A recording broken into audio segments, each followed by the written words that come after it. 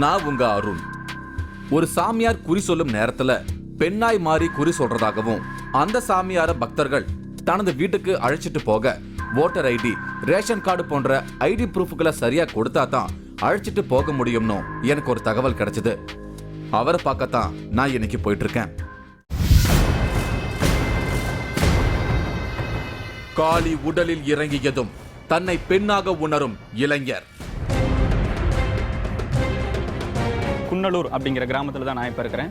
இங்கே இருக்கிற சக்தி சங்கர் அப்படிங்கிற ஒரு மேலே காளியம்மன் இறங்கி அருள்வாக்கு சொல்கிறாங்களாம்.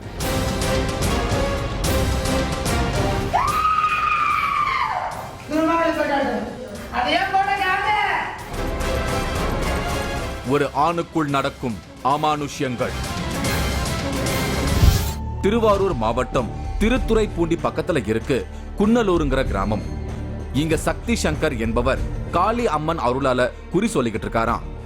இவர் ஆணா இருந்தாலும் இவருக்குள்ள காளி குடியிருப்பதால தன்னை ஒரு பெண்ணாக பாவித்து பெண் போல அலங்காரம் செய்து அருள்வாக்கு சொல்றாராம். அவரை தங்களோட வீட்டுக்கு பக்தர்கள் அழைச்சிட்டு போகணும்னா ஓட்டர் ஐடி, ரேஷன் கார்டு போன்ற ஐடி ப்ரூஃப்களின் ஜெராக்ஸ் காப்பியை கொடுத்துட்டு தான் கூட்டிட்டு போக முடியுமா? இது எனக்கு ரொம்ப புதுசா இருந்தது. இப்ப நான் குன்னலூருக்கு வந்துட்டேன். நான் இப்போ காளி அருளால குறி சொல்ற சக்தி சங்கர் வீட்டுக்கு வந்துட்டேன்.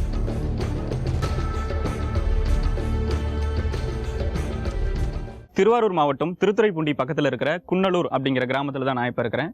இங்கே இருக்கிற சக்தி சங்கர் அப்படிங்கிற ஒரு மேலே காளியம்மன் இறங்கி அருள்வாக்கு சொல்கிறாங்களாம். இவர் என்னதான் ஆணாக இருந்தாலும் இவரோட உடம்புக்குள்ள அம்மன் இருக்கிறதுனால கழுத்தில் தாலி, காலில் மெட்டி, நெத்தியில் பொட்டு அப்படின்ட்டு தன்னை ஒரு பெண் மாதிரி பாவிச்சு தான் இவர் வாழ்ந்துகிட்டு இருக்காரு.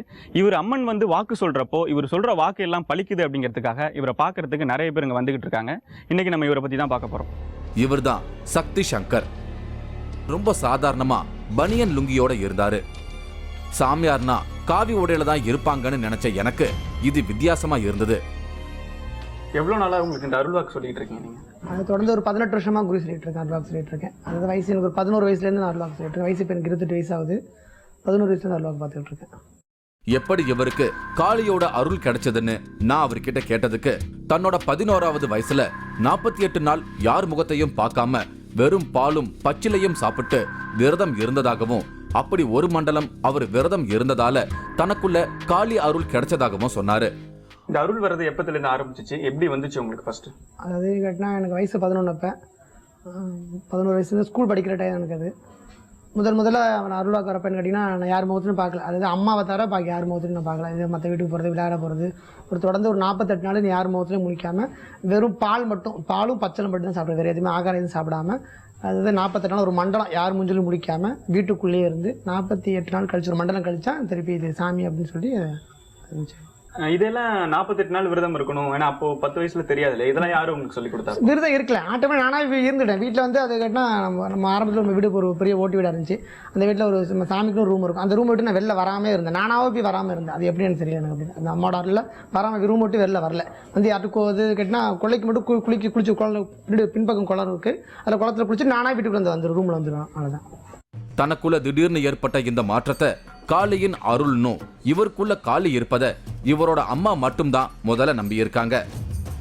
இவர்கிட்ட காளி குடியிருப்பத இவரோட அப்பாவும் தொடக்கத்துல நம்பாம இருந்திருக்காரு. சக்தி சங்கர் குறி சொல்லிட்டு இருக்கும் போது திடீர்னு ஒரு நாள் அவரோட அப்பாவை கூப்பிட்டு நீ கும்பிடுற குலதெய்வத்தை போய் பாருன்னு சொல்லியிருக்காரு. சக்தி சங்கரோட அப்பாவும் ஏன் தன்னோட குலதெய்வத்தை போய் பார்க்க சொல்றான்னு புரியாம வீட்டுக்கு பின்னாடி போட்டோ வச்சு வழிபட்ட இடத்துக்கு போயிருக்காரு. அப்போ அவரோட கண்ணு முன்னாடியே அந்த போட்டோ தூள் தூளா உடைஞ்சிருக்கு. அப்பதான் இவரு சக்தி சங்கர் மேல காளி இருப்பத நம்ப தொடங்கி இருக்காரு. அவரோட அப்பா கிட்ட நான் பேசும்போது அந்த சம்பவத்தை எனக்கு விவரிச்சாரு. எங்கள் பையன் தான் என்கிட்ட சொன்னார், நீ என்னை நம்பலைன்னா அதை போய் பாரு, நம்ம குல தெய்வத்தை பாரு அப்படின்னு. அப்பவும் நாங்கள் போய் பார்த்தோம். நாங்கள் கும்பிட்ற தெய்வத்தை போய் பார்த்தப்போ அது போட்டோலாம் உடஞ்சி கிளாஸ் உடஞ்சி கொட்டுனுச்சு. அப்போ தான் அதுக்கு பிறகு தான் நாங்கள் நம்பி அப்புறம் அது நம்பினோம். இந்தமாதிரி ஒரு சக்தி என்கிட்ட இருக்குது அப்படின்னு ஓம் சக்தின்னு நாங்கள் விட்டோம். அது வீரசக்தி ஆலயம்னு நாங்கள் அது பண்ணி அப்புறம் தெய்வ வழிபாடெல்லாம் நாங்கள் பண்ண ஆரம்பித்தோம். அது வந்து இப்போ எங்கள் வீட்டு பையன் அருள்வாக்கு சொல்கிறோம், எல்லாருக்கும் சொன்னான். அது நல்லாவே நடந்தது. எல்லாருமே நம்பி வந்துக்கிட்டு இருக்காங்க. இப்போ பக்தர்கள் இவரை அவங்களோட வீட்டுக்கு அழைச்சிட்டு போக ஓட்டர் ஐடி, ரேஷன் கார்டு மாதிரியான ஐடி ப்ரூஃப் வாங்குறாங்க. இது எதுக்காகன்னு நான் சக்தி சங்கர் கிட்ட கேட்டேன். தான் வழக்கமா எப்பவும் வீட்டை விட்டு வெளியே போகாம வளர்ந்ததாலையும் தன்னிடம் இருக்கிற கடவுள் கிருபைய யாரும் தவறா பயன்படுத்திடக் கூடாதுங்கிறதாலையும் ஒரு சேஃப்டிக்காக ஐடி ப்ரூஃப் கேட்கறதா சொல்றாரு சக்தி சங்கர். உங்களை யாராவது வந்து வெளியில இருந்து கூட்டிட்டு போனா அதுக்கு நிறைய ப்ரொசீஜர்ஸ்லாம் இருக்கு. ஆமா, கண்டிப்பா என்ன கண்டிப்பா. மாதிரியான ப்ரொசீஜர்? அதாவது என்ன கேட்டிங்கன்னா, அது சின்ன பிள்ளைங்க வெளில கூட்டிகிட்டு போகிறதுனால என்னோட பேரண்ட்ஸ் என்னன்னு கேட்டிங்கன்னா, அப்போ நீங்கள் கூப்பிட்டு போகிறீங்க அப்படின்னா அவங்களோட ஐடி ப்ரூஃப் கொடுக்கணும், அது கூப்பட் ஜெராக்ஸ் கொடுக்கணும். இதெல்லாம் உண்மையா அப்படின்னு பார்த்து அவங்க ஃபோன் நம்பரை எழுதி ஒரு குறிப்பிட்ட டைம் கொடுப்பாங்க, இந்த டயத்தில் கொண்டு வந்து விட்டுறணும் அப்படின்னு சொல்லி கொடுப்பாங்க. அப்படி கொடுக்க தவறினால், அதாவது ஒரு 5 நிமிஷம் 3 நிமிஷம் இல்லாட்டாவும் நான் வந்துக்கிட்டு இருக்கனோட நான் இன்ஃபார்ம் பண்ணிவிடுவேன். அப்படி வர தவறினால் உடனே அந்த ப்ரூஃபை வச்சு போலீஸ் ஸ்டேஷனில் கேஸ் கொடுத்துருவாங்க அவங்க மேலே. ஓ, இது எதுக்காக சார்? ஏன் அப்படின்னா நீங்க வந்து அருள்வாக்கு சொல்ல தான் போறீங்க ஒரு இடத்துக்கு. ஸோ அவங்க வந்து உங்களை நம்பி தான் கூட்டிட்டு போறாங்க. பட் அங்கேருந்து ரிட்டர்ன் வரணும், இந்த டைமுக்குள்ள வரணும், வரலன்னா போலீஸ் கம்ப்ளைண்ட் வரைக்கும் போவேன் அப்படிங்கிறது எதனால? இதுக்கு முன்னாடி ஏதாவது பேட் இன்சிடென்ட் ஏதாவது நடந்திருக்கா? அப்படிலாம் கிடையாது. அதாவது என்கிட்ட ஒரு அதிகபட்சமான பவர் இருக்குது, நம்மளோட கிருபை என்கிட்ட இருக்குது. அதை மற்ற வழியில் யாரும் என்ன கொண்டு வச்சு எதுவும் பயன்படுத்தக்கூடாது அப்படிங்கிறதுக்காக அதுக்காக பயப்படுறாங்க வீட்டில். அது வெளிப்பழக்கம் அதிகமாக எனக்கு இல்லாததுனால வெளில போனால் ஒரு சேஃப்டிக்காக அப்படி பண்ணியிருக்காங்க. நான் அவர்கிட்ட எதுக்காக உங்களை ஒரு பெண் போல அலங்கார ஒப்பனைகளை செய்துக்கிறீங்கன்னு கேட்டதுக்கு, தன்னுடைய புற உடல் மட்டும்தான் தனக்கும் தன்னோட பெற்றோர்களுக்கும் சொந்தமானது, உள்ளிருக்கும் ஆன்மா காளிக்கு சொந்தமானதுன்னு சொல்றாரு. அதனால தான் காளிக்கு பிடிச்ச மாதிரி அலங்காரம் செய்யறதா சொல்றாரு சக்தி சங்கர். அதாவது வந்து நீங்க ஆணா இருந்துட்டு அந்த குறி சொல்ற நேரம் வந்து ஒரு பெண்ணா மாறிடுவீங்க அப்படிங்கிறாங்க, அதை பத்தி சொல்லுங்க. அது என்ன பண்ணிக்கிட்டா, இந்த அம்மா ஊடுற இருக்கிறதுனால கேட்டிங்கன்னா என்னோட அதாவது என்னோட ஆக்டிவேஷன் நடைமுறைகளானு கேட்டிங்கன்னா பெண்ணுக்குள்ளே பாவனைக்கு போகிறோம் அன்றைக்கி மட்டும் வந்துடும். அது இயல்பாக அதே மாதிரி இந்த உச்சி பாகுல பொட்டு வச்சுக்கிறது, அந்த காலில் மெட்டி போட்டுக்கிறது, பொட்டு வச்சுக்கிறது, ஐப்ரோ த்ரெட் பண்ணிக்கிறது அப்படிங்கிறப்பன்னு கேட்டிங்கன்னா அது ரொட்டீனாக பண்ணிக்கிட்டு இருக்கிறதா. அந்த அருள்வாக்கு மட்டும் மாதிரி பண்ணிக்கிடுவேன். அந்த அருள்வாக்கு மட்டும் மற்றல இயல்பாக சாதாரணமாக இருந்துக்கிடுவேன், மற்ற நாளாக பண்ண மாட்டாங்க. நான் அங்கிருந்த கொஞ்ச நேரத்திலேயே இளைஞர் ஒருவர் கார்ல அங்க வந்தாரு. இவரோட பேரு அண்ணாதுரை. திருவாரூர்ல இருந்து வராரு. தன்னோட வீட்டுக்கு சக்தி சங்கரை அழைச்சிட்டு போகத்தான் இங்க வந்திருக்காரு. அண்ணாதுரை தன்னோட ஐடி ப்ரூஃப்களை ஜெராக்ஸ் போட்டு கையோட கொண்டு வந்திருந்தாரு. அதை அங்க இருந்தவங்க கிட்ட கொடுத்தாரு.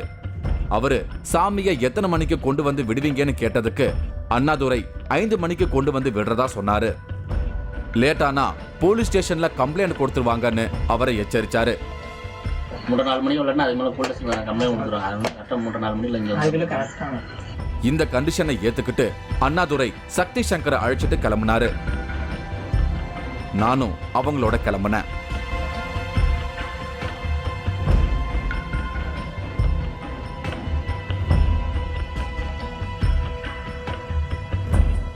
திருவாரூர்ல அண்ணாதுரையின் வீட்டுல போய் இறங்கணும்.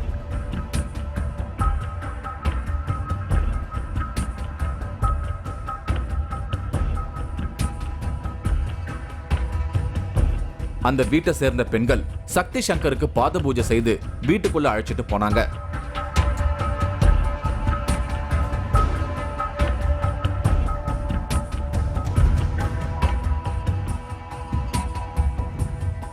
சக்தி சங்கர் வீட்டுக்குள்ள போனதும் அவரை ஒரு சேர்ல உட்கார வச்சுட்டு பூஜைக்கு தயார் செய்தாங்க. சக்தி சங்கர் பூஜையில அமர்ந்தாரு. அவர் சாம்பிராணிய போட்டு அந்த புகைய நல்லா இழுக்க ஆரம்பிச்சாரு. கொஞ்ச நேரத்துல அவர் உடம்புக்குள்ள காலி இறங்க ஆக்ரோஷமா மாறத் தொடங்கினாரு.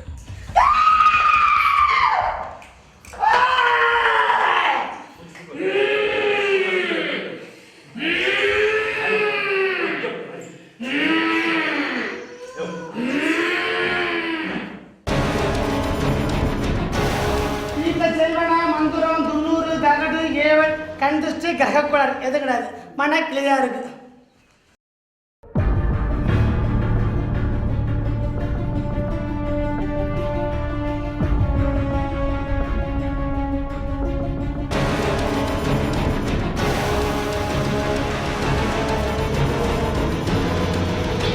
ஆச்சி மசாலா வழங்கும் 3வது கண் இடைவேளைக்கு பின் தொடரும்.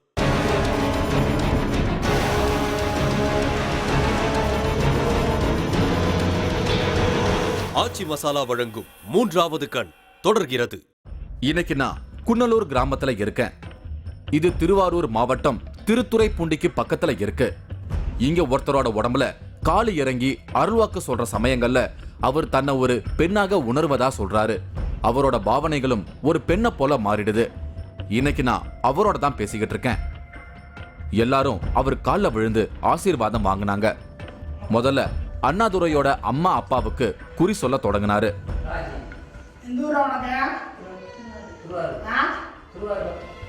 அவங்க என்ன பிரச்சனைன்னு சொல்றதுக்கு முன்னாடியே அதை இவரே கண்டுபிடிச்சு பேச தொடங்கிட்டாரு. 3 கோரிக்கைக்காக என்ன அழைச்சிருக்கீங்கன்னு சொல்லிட்டு அதை பத்தி விளக்கம் கொடுக்க தொடங்கினாரு. மொத்தம் 3 விதமான கோரிக்கை நினைச்சிருக்கேன். முதல் கட்டம் ஒரு பெண்ணோட வாழ்க்கை பிரச்சனை. என்ன பிரச்சனை?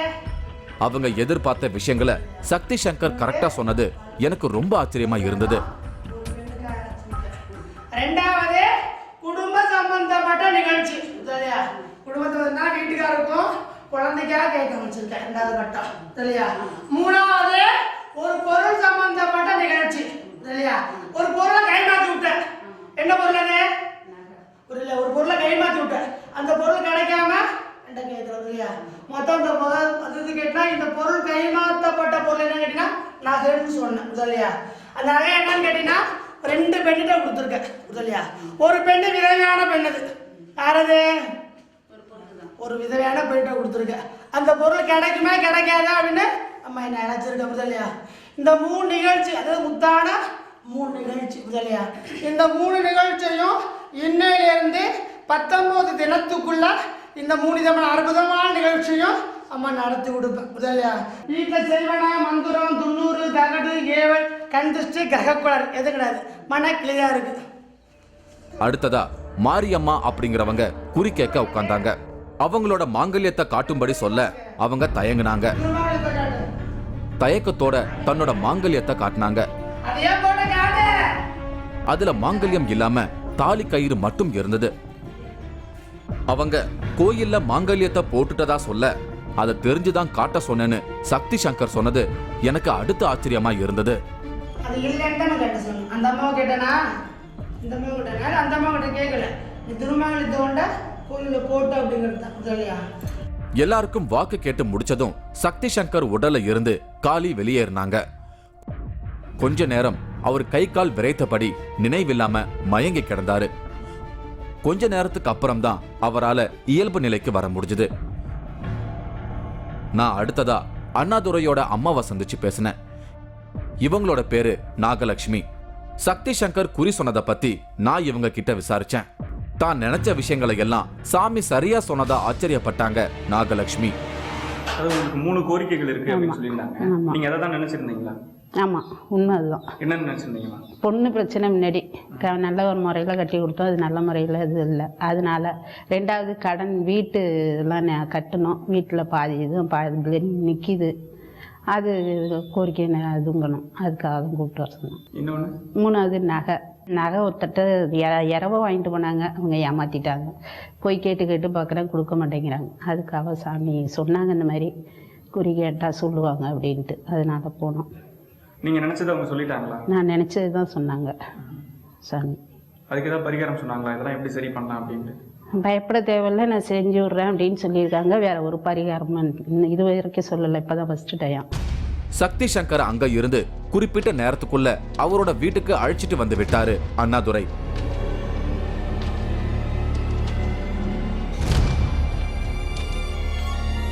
நான் சக்தி சங்கர் கிட்ட பேசும்போது ஞாயிற்றுக்கிழமை சரியா 6:40 மணிக்கு காளி தன் உடலில் இறங்குவாங்கன்னு அன்னைக்கு மட்டும் நேரடியா காளியின் அருள்வாக்க சொல்றதாகவும் சொன்னாரு. மத்த நாட்கள்ல காளி கிட்ட கேட்டுதான் குறி சொல்றதாகவும் சொன்னாரு. அதனால ஞாயிற்றுக்கிழமை மட்டும் வெளியே போறதில்லைன்னு சொன்னாரு சக்தி சங்கர். நீங்க எப்பெல்லாம் வாக்கு சொல்ல ஆரம்பிப்பீங்க? எந்தெந்த டைம் இருக்காது? அது வாரத்தை ஒரு நாள் ஞாயிற்றுக்கிழமை மட்டும் மாலை 6:40க்கு மட்டும்தான் வாக்கு சொல்லுவேன். அப்படி ஒரு அர்ஜென்ட்டு இல்லை ரொம்ப முடியலை அப்படின்னா அம்மா வரவழைக்கணும். அது அம்மா மனசு வச்சு வந்தால் தான்.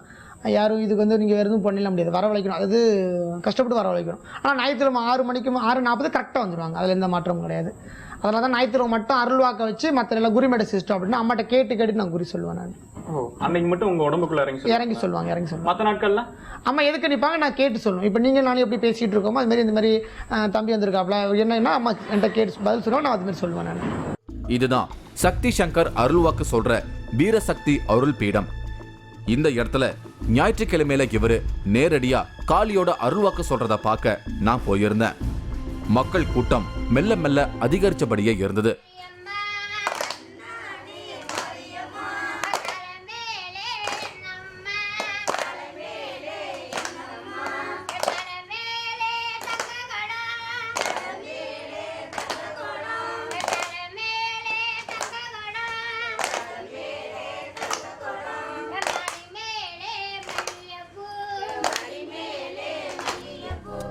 சரியா 6 மணிக்கு சக்தி சங்கர் குளிக்க ஆரம்பிச்சாரு.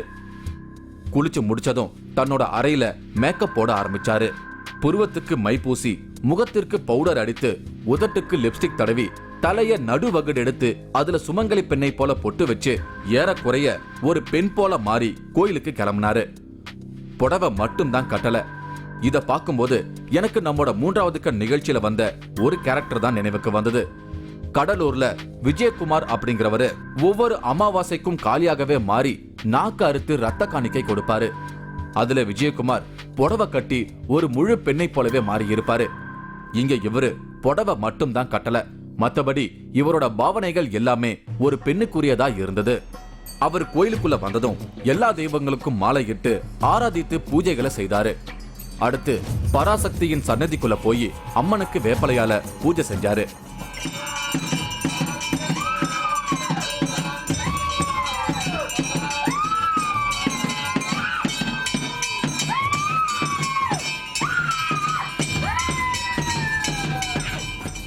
அவர் கையில வேப்பலையும் ஒரு பெரமும் கொடுக்கப்பட்டது. அடுத்த கொஞ்ச நேரத்துல அவருக்குள்ள காளி வந்து இறங்குனாங்க. சாமி கூப்பிட்டாங்க, அந்த மாதிரி இடுப்புக்கு மேலே கழுத்துக்கு கீழே உள்ளவங்க வியாதிகாரவங்க வாங்கன்னு போனேன்.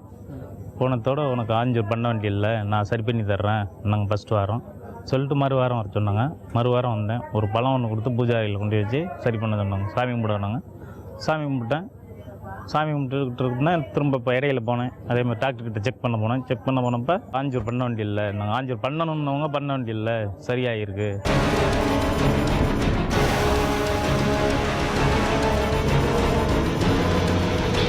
ஆச்சி மசாலா வழங்கும் 3வது கண் இடைவேளைக்கு பின் தொடரும்.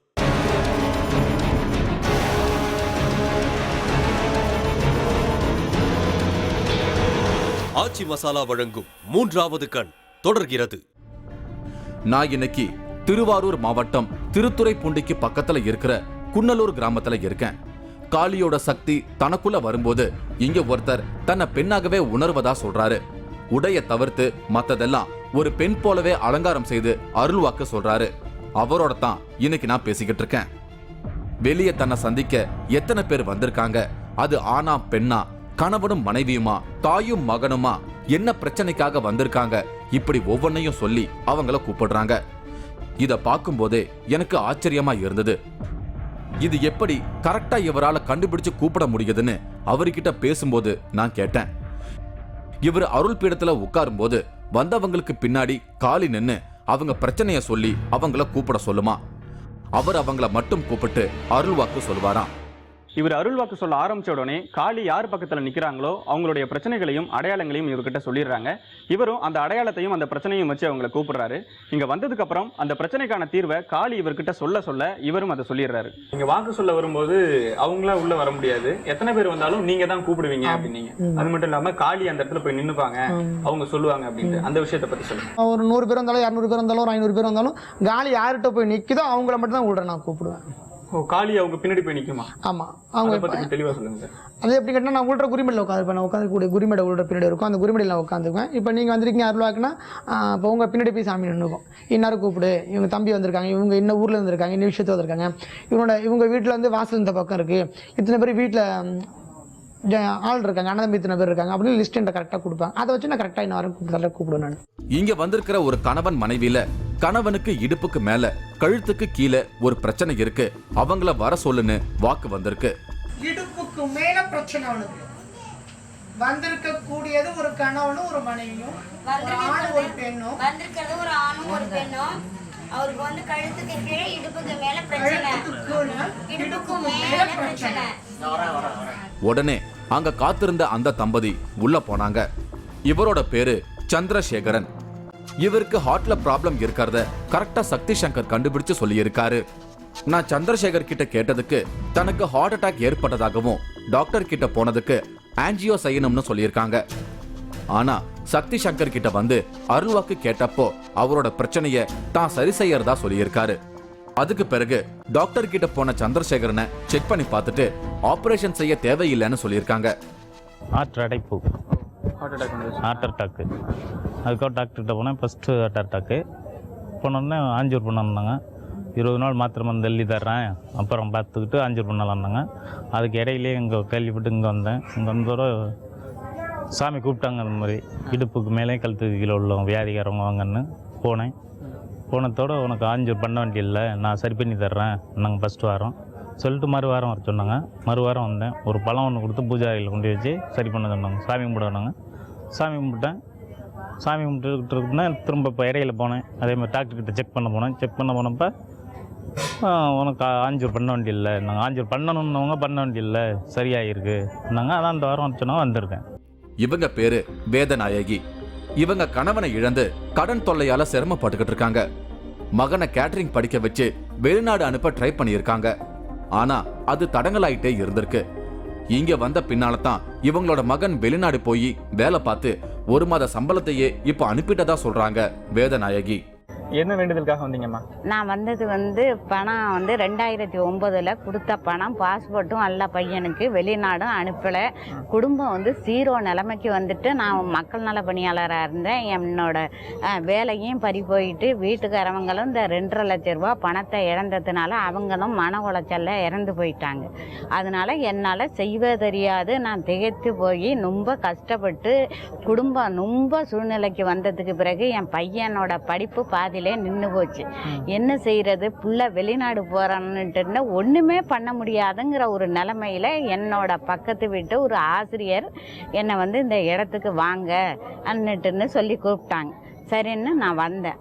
வரவும் 11 நாளையில் உங்கள் பையனையும் நான் வெளிநாடு அனுப்பி வைக்கிறேம்மா, அந்த பறவைக்கோட்டைக்காரவன்கிட்ட கொடுத்த பணத்தையும் நான் வாங்கி கொடுக்குறேம்மான்னு சொன்னாங்க.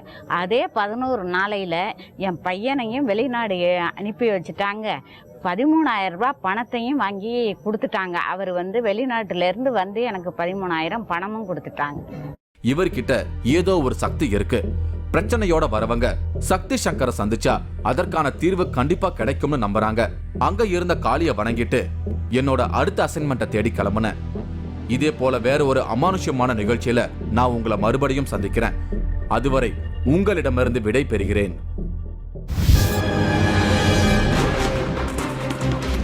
தினந்தோறும் சூட்சும ரூபத்தில் தேவர்கள் கலந்து கொள்ளும் கங்கா ஆரத்தி. இப்போ மனிதர்கள் தான் இதை காட்டினாலும் கங்கா ஆரத்தியை பல தேவர்கள் எல்லாம் இங்கே வந்துட்டு தான் இருக்காங்க. பல ஹோலி பிரசன்ஸ் இங்கே உணர முடியுது. காண்பதற்கு அரிதான நேரடி காட்சிகள். இந்த கங்கைக்கு மிகப்பெரிய மரியாதை இந்த காசியில கொடுக்கப்படுது. இதை தான் நீங்க இப்ப பாத்துக்கிட்டு இருக்கீங்க. தி ரியல் காசி 3வது கண் எக்ஸ்க்ளூசிவ். நீங்களும் இந்த திகில் பயணத்தில் கலந்து கொள்ள ஒரு வாய்ப்பு. 3வது கண் டிவி ஷோ என்ற Facebook பக்கத்தில் எங்களோடு இணைந்திடுங்கள். உங்களது அமானுஷ்ய அனுபவங்களை பதிவு செய்து இந்த நிகழ்ச்சியில் பங்கு பெறும் வாய்ப்பை பெறுங்கள்.